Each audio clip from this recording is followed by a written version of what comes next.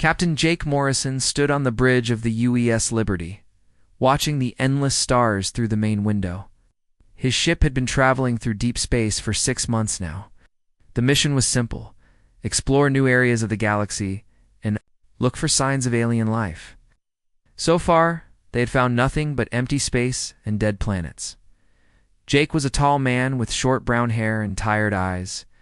He had been in the Space Navy for 15 years, but this was his first command of a deep space mission.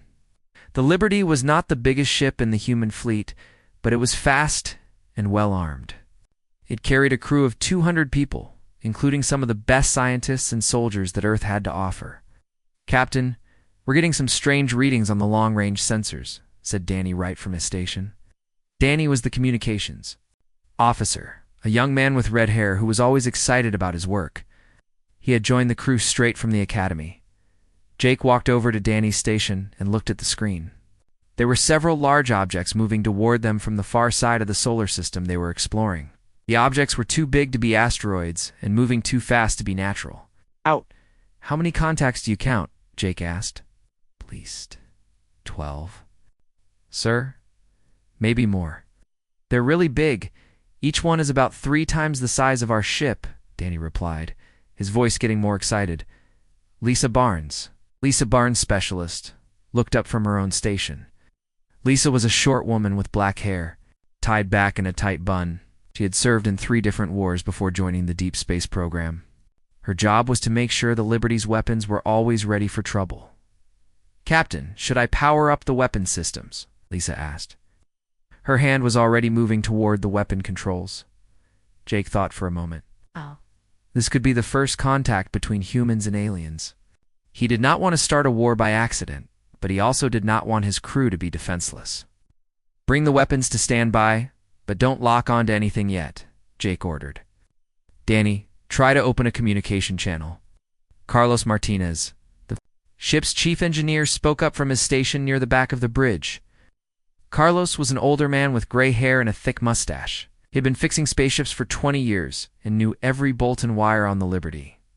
"Captain, I'm seeing some very strange energy readings from those ships," Carlos said, studying his instruments.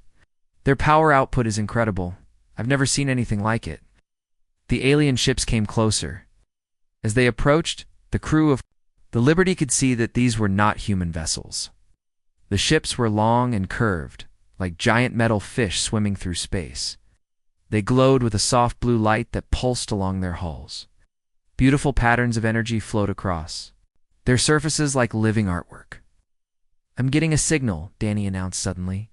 "It's not like any radio wave I've ever seen. Computer's trying to decode it now." The main screen flickered, and then a figure appeared. The crew of the Liberty stared in amazement. They were looking at their first alien. The being was tall and thin, much taller than any human. Its skin looked like polished crystal that changed colors as it moved. It wore flowing robes that seemed to be made of pure energy. The alien's face was long and elegant, with large eyes that glowed with inner light. "Greetings, primitive ones," the alien said. Its voice was smooth and musical, but there was something cold about it. "I am Fleet Commander Vexahan of the Zephyrian Empire. We have been watching your species for some time." Jake stepped forward, trying to look calm and confident. "I am Captain Jake Morrison of the United Earth ship Liberty. We come in peace and hope to establish friendly relations with your people." The alien tilted its head and made a sound that might have been laughter. "Peace? How amusing. Your species builds weapons of chemical explosives and kinetic projectiles. You are like children playing with firecrackers." Commander Vexahan waved. His hand and the screen changed to show technical details of the Liberty's weapons systems. The aliens had somehow scanned their entire ship without anyone noticing. "Missiles that burn solid fuel," Vexahan continued, sounding bored. "Railguns that throw metal slugs. Lasers so weak they could barely cut through paper. Your weapons technology is thousands of years behind ours." Lisa's face turned red with anger. She had spent years designing and maintaining the Liberty's weapon systems. To hear them dismissed so casually made her want to show this alien what human weapons could really do. Our weapons are quite effective, I assure you, Jake said carefully. Are they? Vexahan asked with amusement. Perhaps you would like a demonstration of the difference between your primitive tools and true military technology. Before Jake could respond, one of the Zephyrian ships moved closer to the Liberty. A section of its hull opened, revealing a weapon that looked like a crystal flower made of pure light. Energy began to build up inside the weapon, making the space around it shimmer and bend. Fire a missile at our ship, Vexahan commanded. Use your most powerful weapon. Jake looked at Lisa, who shook her head. It felt like a trap, but refusing might be seen as weakness or fear. Danny, record everything, Jake ordered. Lisa, fire one standard missile at their ship. Minimum warhead. Lisa pressed the controls, and a missile shot out from the Liberty's weapon port. The missile was one of their best. It carried a warhead with enough explosive power to destroy a city block. The Zephyrian weapon fired a beam of pure energy that hit the missile while it was still far from their ship. The missile simply vanished, as if it had never existed at all. There was no explosion, no debris, nothing. Impressive, Vexahan said with fake politeness. Now observe a real weapon. The crystal weapon fired again, this time at a large asteroid floating nearby. The beam hit the asteroid and it exploded into millions of pieces. But this was not a normal explosion. The pieces of rock turned into glowing gas that swirled away into space. The entire asteroid, which had been the size of a small mountain, was completely gone in less than 3 seconds. The crew of the Liberty watched in silence. Their most powerful weapons could damage the asteroid, maybe even break it apart, but they could never destroy it so completely. Your chemical explosives work by rapid combustion, Vexahan explained like a teacher talking to slow students. Our plasma weapons work by exciting matter at the molecular level. The difference in power is like comparing a candle to a star. Jake felt his heart sink. If these aliens wanted to destroy his ship, there was nothing he could do to stop them. The Liberty's weapons were useless against technology this advanced. We have observed your species for many years, Vexahan continued. You fight wars with gunpowder and metal. You think splitting the atom is advanced science? You're barely more developed than the primitive tribes that throw rocks at each other. Carlos whispered to Jake, Captain, our sensors can't even figure out how their weapons work. The energy readings don't match anything in our database. Vexahan heard the whisper somehow, even though the communication channel should not have picked it up. Your sensors are as primitive as your weapons. We could destroy your entire fleet, and you would never understand how we did it. The alien commander paused, seeming to consider something. However, the Zephyrian Empire is not without mercy. We offer your species a choice. Submit to our guidance as a protectorate, and we will protect you from the many hostile civilizations. In this galaxy, refuse, and you will face extinction when you encounter beings far less patient than ourselves. Jake felt the weight of this decision. The alien was basically offering to make humanity into pets or slaves, but the alternative seemed to be death for his entire species. I need to consult with my government, Jake said finally. Of course, Vexahan replied. We understand that primitive species need time to process complex decisions. You have 72 hours to give us your answer. Do not disappoint us. The communication ended, and the alien ships moved back to a safe distance. Oh. They remained there, watching and waiting. Jake looked around his bridge at his crew. Danny looked scared. Lisa looked angry. Carlos looked worried. They all looked too. Him for answers he did not have. Danny, send an emergency message to Earth Command, Jake ordered. Tell them we need instructions, and we need them fast. The emergency message from Captain Morrison reached Earth 3 days later. The signal traveled through the deep space communication network, jumping from relay station to relay station until it finally arrived at the Global Defense Council headquarters. In Geneva, General Patricia Wells was in the middle of a routine meeting when her aide burst through the door. Aide was breathing hard and looked like he had been running. General, we have a priority alpha message from the Liberty, the aide said, holding out a datapad. Patricia was a strong woman in her 50s, with short gray hair and sharp blue eyes. She had been a soldier for 30 years and had seen combat. In 4 different wars? Nothing usually surprised her anymore, but as she read the message, her face went pale. Get me Admiral Rodriguez and Dr. Park immediately, she ordered. and activate the emergency protocols. We need the full council here." Within the hour, Admiral Tony Rodriguez arrived first. He was a big man with dark skin and a thick beard. He had commanded the Space Navy for 8 years and knew every ship in the human fleet. When Patricia showed him the video footage that Morrison had sent, Tony's jaw dropped. "Those weapons are incredible," he said, watching the alien ship destroy the asteroid. "Best plasma cannons couldn't do half that damage." Dr. Kevin Park came running into the room 10 minutes later. Kevin was a thin man with messy brown hair and thick glasses. He looked like he had not slept in days, which was probably true. Kevin was the head of the Advanced Weapons Research Division, and he spent most of his time working on projects that were too secret for most people to know about. "I saw the preliminary report," Kevin said, sitting down heavily in a chair. "This is bad. Really bad." Patricia played the video again, showing the alien weapons completely destroying the human missile and then vaporizing the asteroid.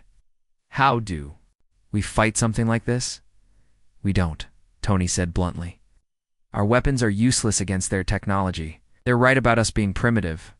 "Maybe not," Kevin said quietly. He was staring at the screen with a strange look in his eyes. "Maybe they're the ones who made a mistake." Patricia and Tony both looked at him. "What do you mean?" Patricia asked. Kevin stood up and walked to the wall screen. He pulled up a technical display showing the Liberty's weapon systems. "Look at what they scanned. Missiles, railguns, plasma cannons, particle beams. All the weapons they found are conventional military hardware." "So?" Tony asked. "So they didn't find our most powerful weapons," Kevin said with a small smile. "They didn't find the ones we keep hidden." Patricia felt her heart start to beat faster. "You mean the nuclear arsenal?" "Exactly," Kevin said. "Think about it. Aliens are so advanced that they probably gave up nuclear weapons thousands of years ago. To them, splitting atoms is probably ancient history. They wouldn't even think to look for nuclear weapons because they assume we're too primitive to have them." Tony shook his head. "But nuclear weapons are primitive compared to what they have. You saw what their plasma guns did to that asteroid." "That's exactly the point," Kevin said, getting excited. "They think nuclear weapons are primitive, so they won't be prepared for them. Their shields are designed to stop energy weapons and particle beams.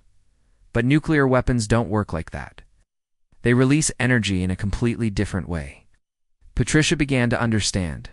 "You're saying they might not have defenses against nuclear weapons because they never expected to face them?"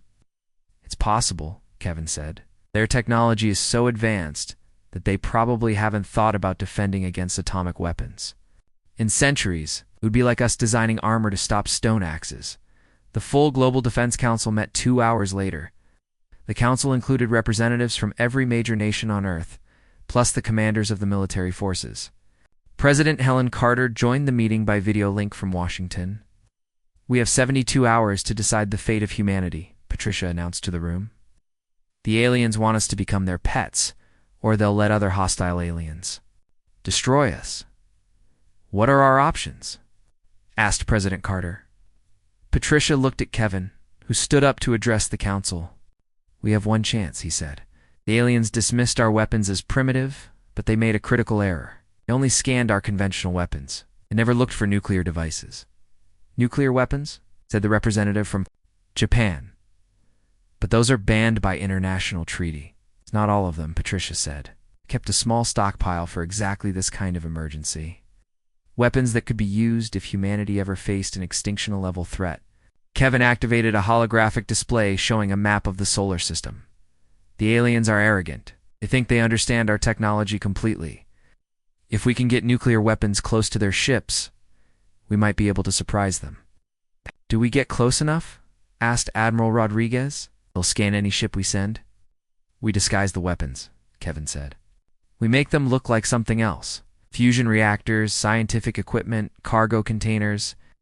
The aliens expect us to act like a primitive species that wants to impress them. We give them what they expect to see." President Carter leaned forward.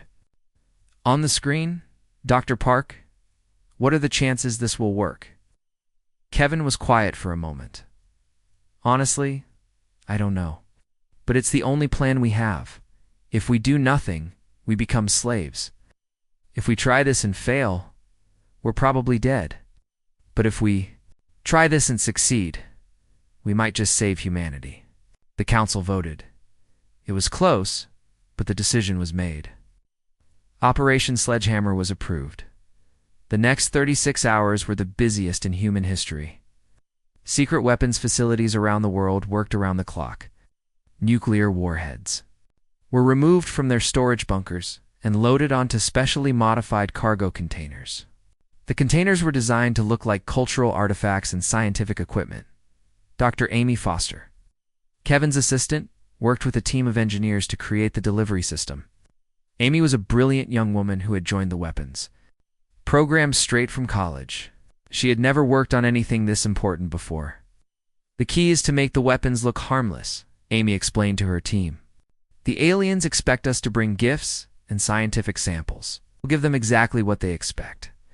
The nuclear devices were hidden inside fake art sculptures, scientific instruments, and even food containers. The aliens would see primitive, human culture and science, not the most destructive weapons ever created. Meanwhile, 4 more ships were secretly prepared to join the Liberty. The Defiance, Ranger, Vanguard, and Horizon were all fitted with the disguised nuclear weapons. Their crews were told they were carrying cultural exchange materials and scientific equipment. Captain Steve Collins of the Defiance was briefed on the real mission. He was a young captain with blonde hair and a serious expression. He had never been in combat before, but he understood what was at stake. "Captain, you'll be carrying 12 nuclear devices disguised as art sculptures," Patricia told him. "Aliens must never suspect what they really are."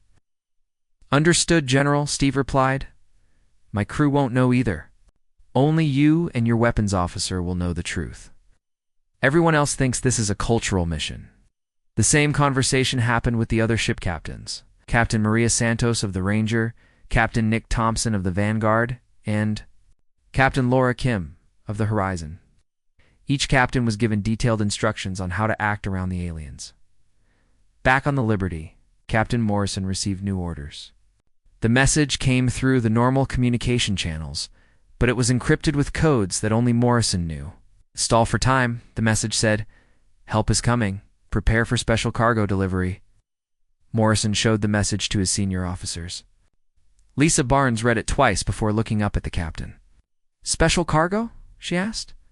"I don't know," Morrison lied. He had been given additional classified instructions that he could not share with anyone, but I think Earth Command has a plan. Duh. Alien ships continued to wait patiently. Commander Vexahan sent occasional messages, asking if humanity had made their decision yet. Morrison always replied that they needed more time to consult with Earth. On the second day, the 4 additional human ships arrived. They approached the Liberty slowly, trying to look like ships carrying important diplomatic cargo rather than weapons of mass destruction. Morrison met with the other captains by video conference. They spoke carefully, knowing the aliens might be listening.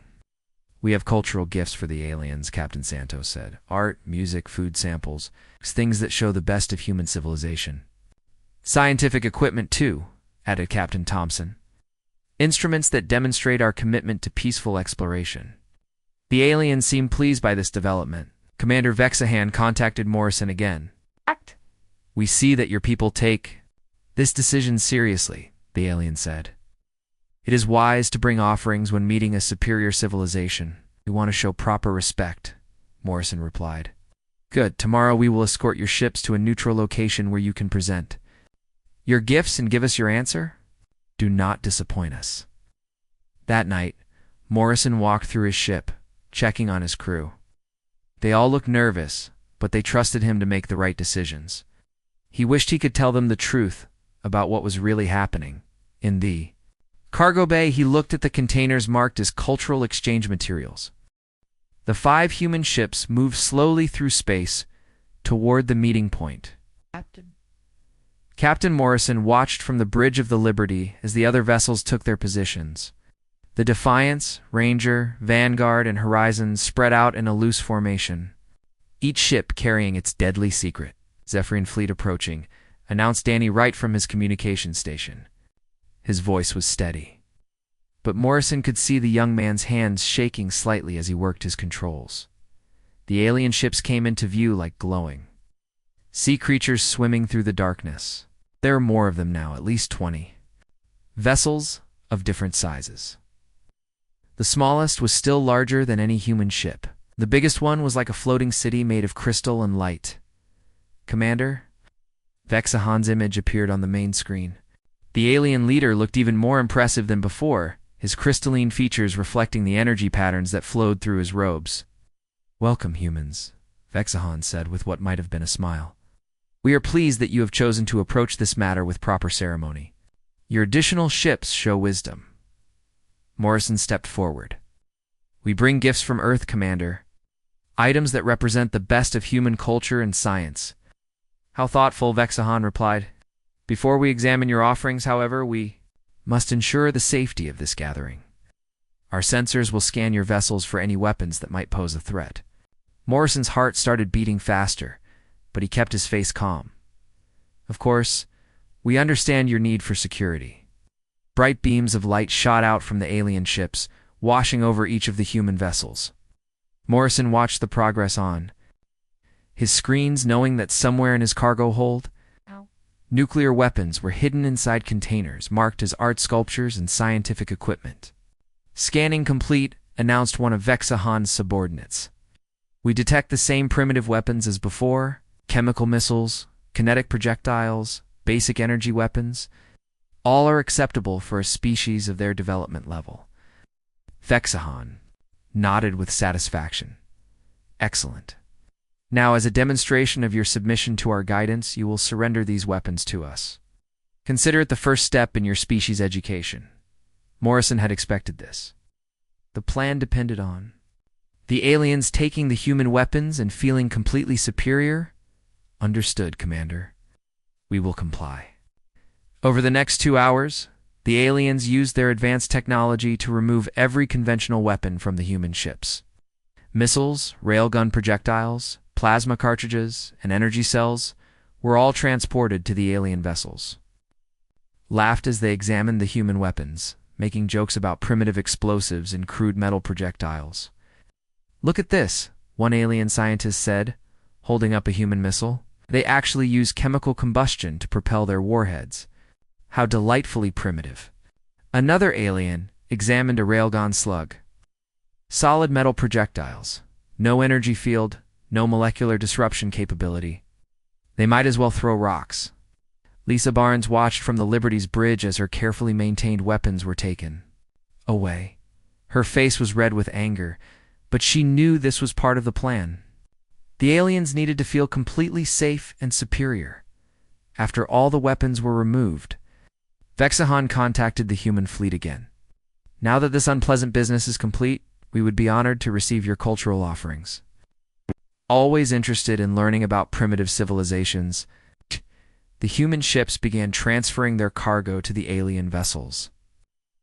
Container after container of cultural artifacts and scientific equipment was moved into the Zephorian ships. The aliens examined each item with the casual interest of adults looking at children's toys. Captain Steve Collins of the Defiance watched as his 12 disguised nuclear devices were carried aboard the alien flagship. Each device was hidden inside what looked like a human art sculpture. The aliens admired the primitive artwork and commented on how it showed humanity's early artistic development. "Fascinating," one alien curator said, examining a sculpture that contained a 50-megaton thermonuclear device. "The humans use actual physical materials instead of energy matrices, so crude yet charming in its simplicity." Captain Maria Santos of the Ranger saw her own cargo being transferred. Nuclear weapons were disguised as scientific instruments. Devices that supposedly measured radiation, magnetic fields, and gravitational waves. The aliens found these primitive sensors amusing. They actually think they can measure quantum fluctuations with these mechanical devices. An alien scientist laughed. "It's like trying to count stars with their fingers." The most dangerous cargo came from Captain Nick Thompson's ship, the Vanguard. His containers held the newest nuclear weapons that Dr. Amy Foster's team had developed. These devices were designed to look like food preservation units and biological sample containers. The humans want to share their nutrition with us, an alien diplomat observed. How touching. Of course, we cannot consume their primitive biological matter, but the gesture shows good intentions. Lieutenant Commander Ryan Bell served as the main diplomatic contact between the human fleet and the aliens. Ryan was a smooth-talking officer who had been chosen for his ability to make people trust him.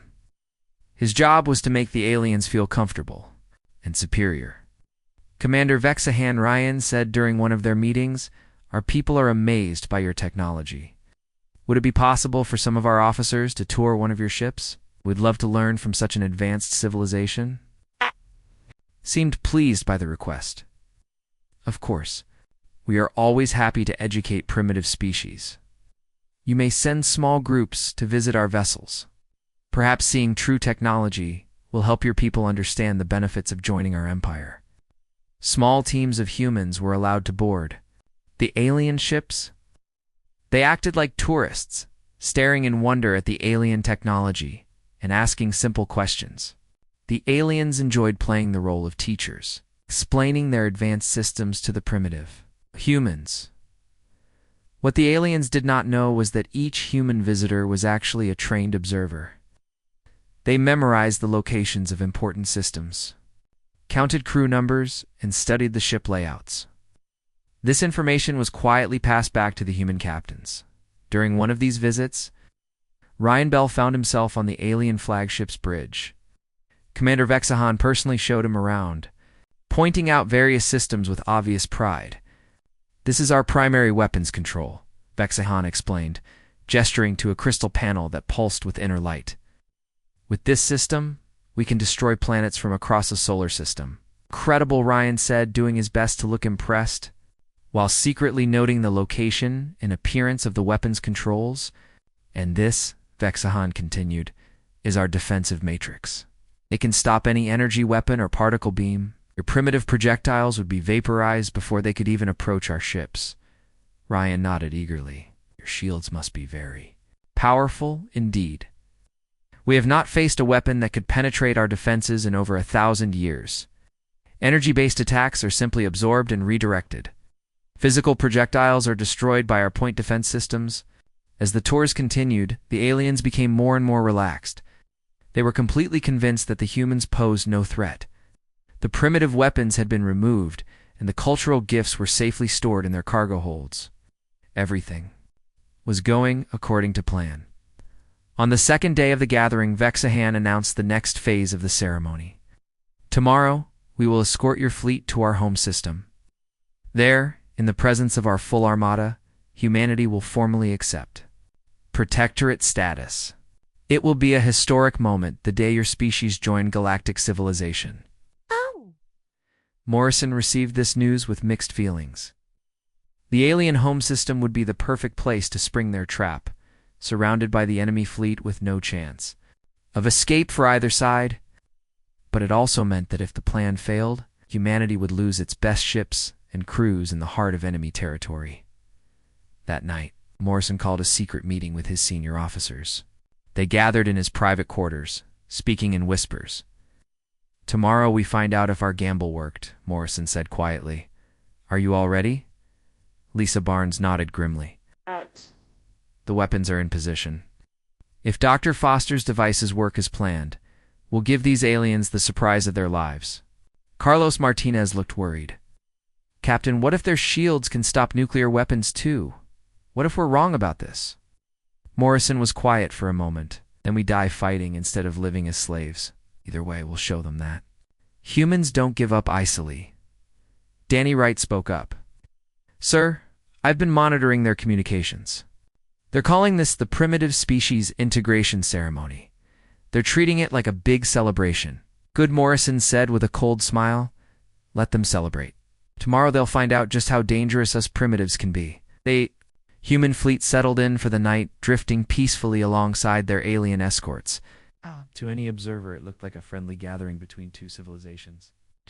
But hidden in the cargo holds of the alien ships, dozens of nuclear weapons waited silently for their moment to change the course of galactic history. The Zephyrian home system was unlike anything the humans had ever seen. 3 suns burned in the center, casting rainbow light across dozens of planets and space stations. Thousands of alien ships moved through the system like schools of glowing fish, their crystal holes reflecting the colored starlight. Captain Morrison stood on the bridge of the Liberty, watching in amazement as they approached the ceremony location. The aliens had chosen a position near their largest space station, a massive structure that looked like a flower made of light and metal. The station was easily 100 times bigger than anything humans had ever built. "My God," whispered Danny. "Right? How many ships are out there?"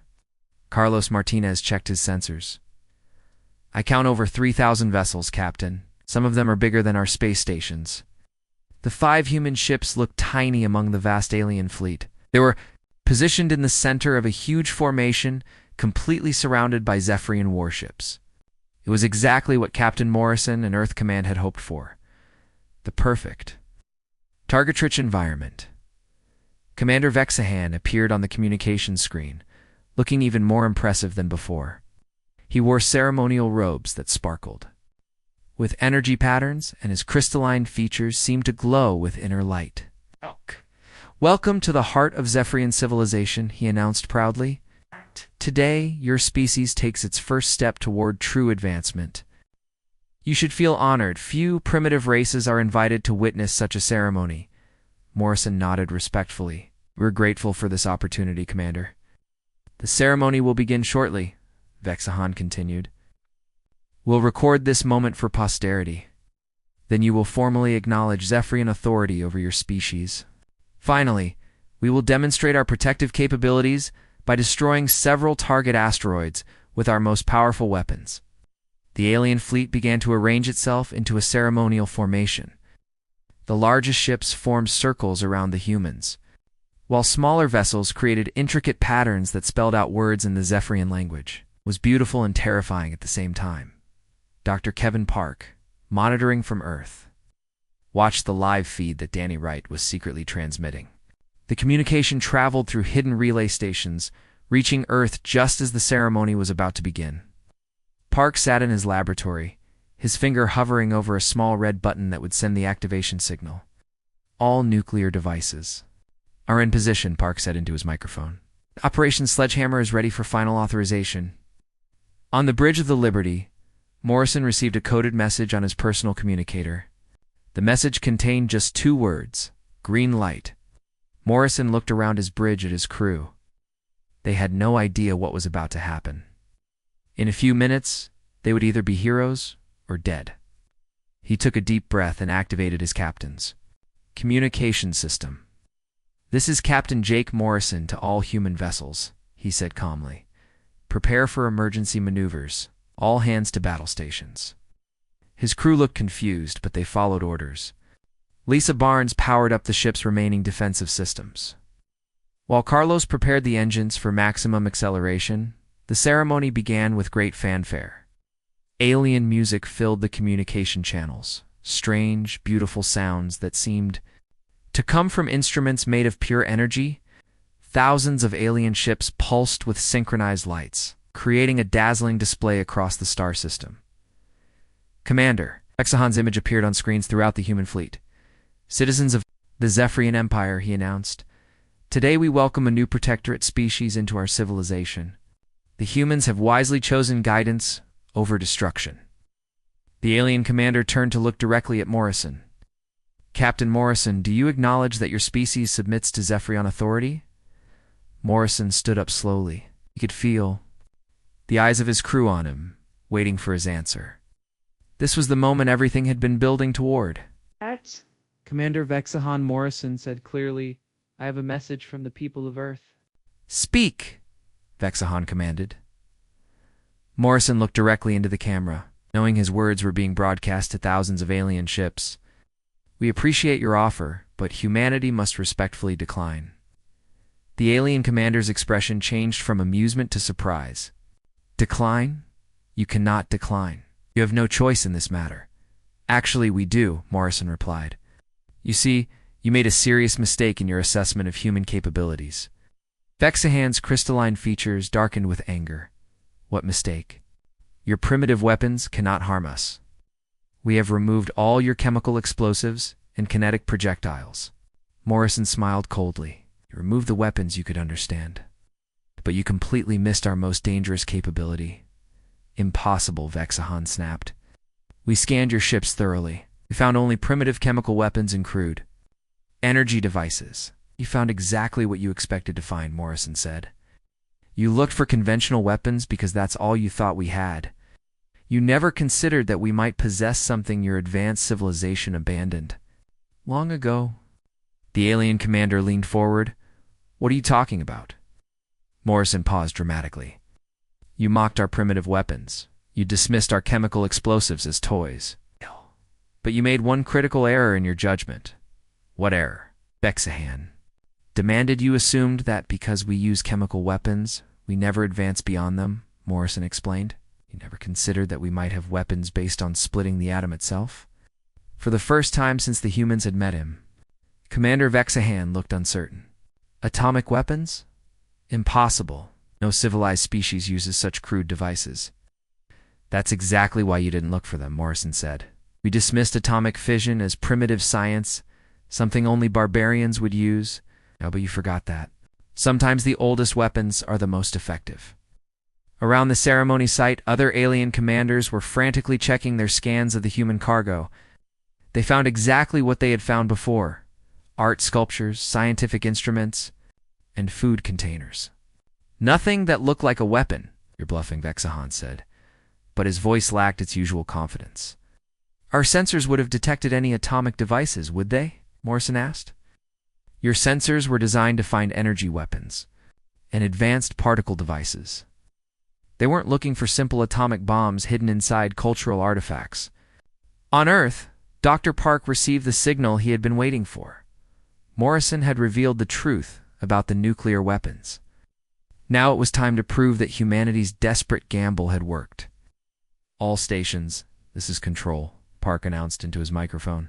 Initiate Operation Sledgehammer. Activate all devices on my mark. Back in the Zephyrian system, Morrison continued his speech. Those art sculptures your people admired? Each one contains enough nuclear explosive to destroy a city. Those scientific instruments you found so amusing are actually thermonuclear devices with yields measured in megatons. Commander Vexahan's face went pale. You wouldn't dare. If you detonate atomic weapons here, you'll destroy your own ships as well. Yes, we will, Morrison admitted. But we'll take most of your fleet with us. More importantly, we'll prove that humanity refuses to be anyone's slaves. The alien? Commander turned to his subordinates. Scan the human cargo again. Look for atomic signatures. But it was too late. On Earth, Dr. Park pressed the red button. The activation signal raced through space at the speed of light, once traveling through the same communication relays that had brought news of the first contact. Alien scientists were beginning their new scans. Aboard the alien flagship, the sculpture containing Steve Collins' first nuclear device began to emit a soft beeping sound. An alien scientist noticed the sound and moved closer to investigate. Commander, the scientist called out, "This human artifact is making some kind of noise." That was the last thing the scientist ever said. The nuclear device detonated with the force of 50 million tons of TNT. The explosion tore through the alien flagship like a knife through paper.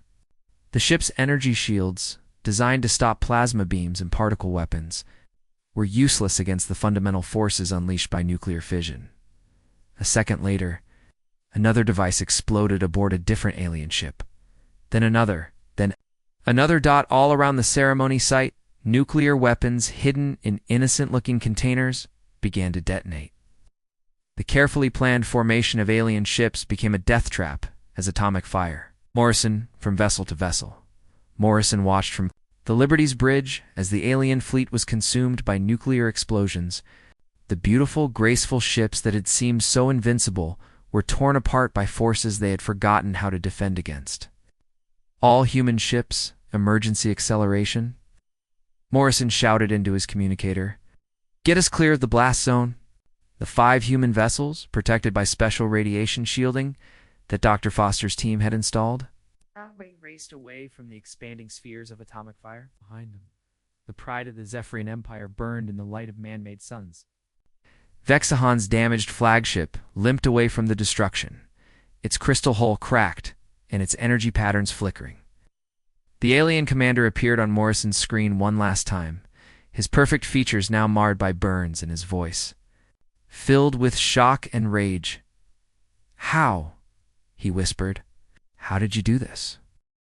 The nuclear fires burned for hours in the Zifrian home system, where there had once been thousands of beautiful alien ships. There were only expanding clouds of radioactive gas and twisted metal. The three suns that lit the system seemed dim compared to the man-made stars that humanity had created. Captain Morrison stood on the bridge of the Liberty, watching the destruction through the main screen. His ship had taken some radiation damage, but the special shielding that Dr. Foster's team had installed had saved them. The other 4 human ships were also intact, though all of them showed signs of the atomic blast effects. Damage report. Morrison ordered. Carlos Martinez worked at his engineering station, checking systems throughout the ship. "We've lost about 30% of our outer hull plating, Captain. The radiation levels are high, but not dangerous. We can make it home." Lisa Barnes looked up from her weapons console. "Sir, I'm reading massive energy signatures from the alien fleet. Most of their ships are either destroyed or heavily damaged." Danny Wright monitored the communication channels. "Captain, I'm getting signals from several alien vessels. There." Requesting a ceasefire, Morrison felt a surge of satisfaction. The desperate plan had worked. Humanity's oldest and most primitive weapons had defeated one of the most advanced civilizations in the galaxy. "Put me through to Commander Vexahan," Morrison ordered. The alien commander's image appeared on the screen, but he looked very different now. His crystalline features were cracked and darkened. His elegant robes were torn and smoking. Behind him, Morrison could see alien crew members working frantically to repair damaged systems. "You," Vexahan said, his voice filled with pain and shock. "You have destroyed half my fleet." "Your fleet destroyed itself through arrogance," Morrison replied calmly. "We offered you peace and friendship. You demanded our submission." Vexahan stared at Morrison for long moments. "How many of those devices did you bring?"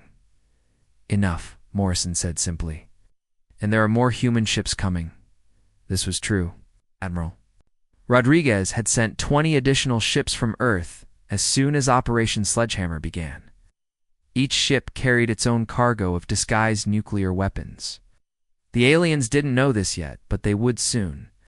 "Your people," Vexahan said slowly. "They are not what we thought." "No, we're not," Morrison agreed. "You saw primitive weapons and assumed we were weak. You never bothered to learn about us beyond what your sensors could detect." Captain Steve Collins contacted Morrison from the Defiance. His ship had taken more damage than the Liberty, but his crew was alive. "Captain Morrison, we're detecting movement from the surviving alien ships. They appear to be regrouping." Morrison looked at the tactical display. About a third of the Zephyrian fleet had survived the nuclear attack, roughly 1,000 ships.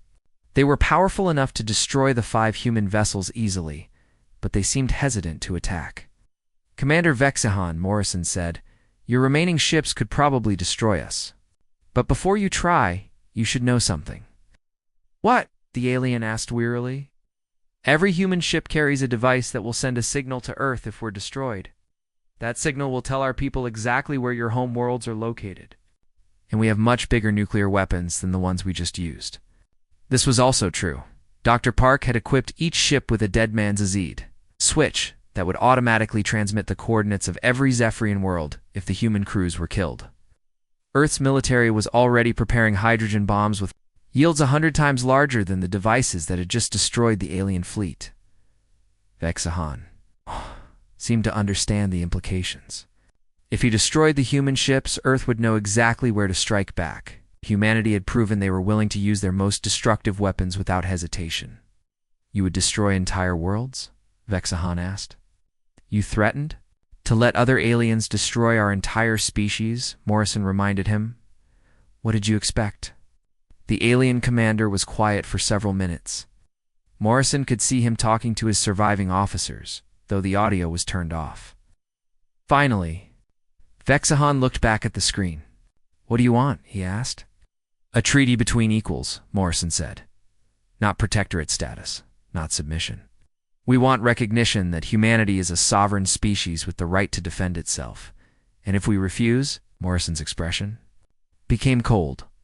Then we finish what we started here. Your fleet is crippled. Our reinforcements will arrive soon. You can fight us and watch your civilization burn, or you can accept that you made a mistake. Commander Vexahan looked around his damaged bridge. His beautiful advanced ships were floating wrecks. Thud. His supposedly invincible fleet had been devastated by weapons his people considered obsolete. Thud. The proud Zephyrian Empire had been humbled by a species they thought was primitive. Very well, Vexahan said finally. We will negotiate. Ow. The next few hours were tense as both sides worked out the details. The surviving Zephyrian ships withdrew to a safe distance while Morrison and the other human captains discussed terms with. The alien leadership, Admiral Rodriguez, arrived with the Earth reinforcements just as the negotiations were concluding. His flagship, the UES Titan, was twice the size of the Liberty and carried enough nuclear weapons to destroy a small moon.